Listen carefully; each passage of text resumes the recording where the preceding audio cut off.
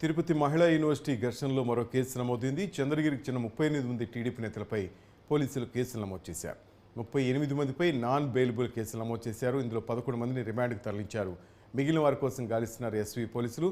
YCP నేత రాజు కంప్లైంట్తో case నమోదు చేసినట్టు తెలుస్తోంది. మన అప్డేట్స్ మా చిత్తూరు జిల్లా రిపోర్టర్ హరిబాబు నాయుడు తెలుసుకుందాం. హరి, చెప్పండి. పద్మావతి మహిళా యూనివర్సిటీకి సంబంధించి పులివర్తి నానిపై వైసీపీ నాయకులు దాడి చేసిన కేసులో కేవలం కొంతమంది మీదనే కేసులు నమోదు చేసిన పోలీసులు ఆ తర్వాత అల్లర్లు జరిగాయి. అల్లర్లలో వాహనాలు ధ్వంసం చేశారంటూ టీడీపీకి చెందినటువంటి నేతల మీద ఇప్పటికే 2 ఎఫ్ఐఆర్లు ఫైల్ చేయడం జరిగింది.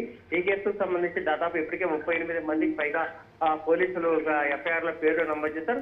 తాజాగా మరో 20 మంది పేర్లు కూడా అందులో జత చేసేందుకు కూడా చర్యలు చేపడుతున్నట్టు కూడా సమాచారం ఉంది. దీనికి సంబంధించి తెలుగుదేశం పార్టీ నాయకులు కార్యకర్తలు కూడా ఆందోళన వ్యక్తం చేస్తున్నారు. ఎందుకంటే గతంలో నాని బాధితుడిగా ఉన్నప్పుడు నాని కేసుకు సంబంధించి పోలీసులు కొంత ఉదాసీనత వైఖరిలో వ్యవహరిస్తున్నారు.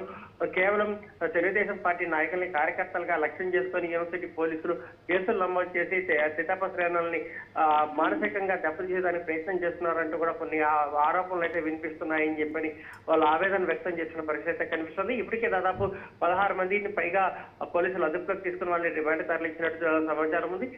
కాకపోతే మిగిలిన వారి కోసం కూడా గాలింపు చర్యలు చేపడుతున్నాము అని చెప్పని చెప్తున్నారు. కాకపోతే ఈ కేసుకు సంబంధించి టీడీపీ నేతలు మరికొన్ని అనుమానాలు వ్యక్తం చేస్తున్నారు. భవిష్యత్తులో మరింత మందిని ఈ కేసుల్లో పేర్లు జత చేర్చి వాళ్ళందరినీ ఇబ్బందులు గురి చేసే అవకాశం ఉందని చెప్పి కూడా ఆందోళన వ్యక్తం చేస్తున్నారు. Srinivas, thank you Hari.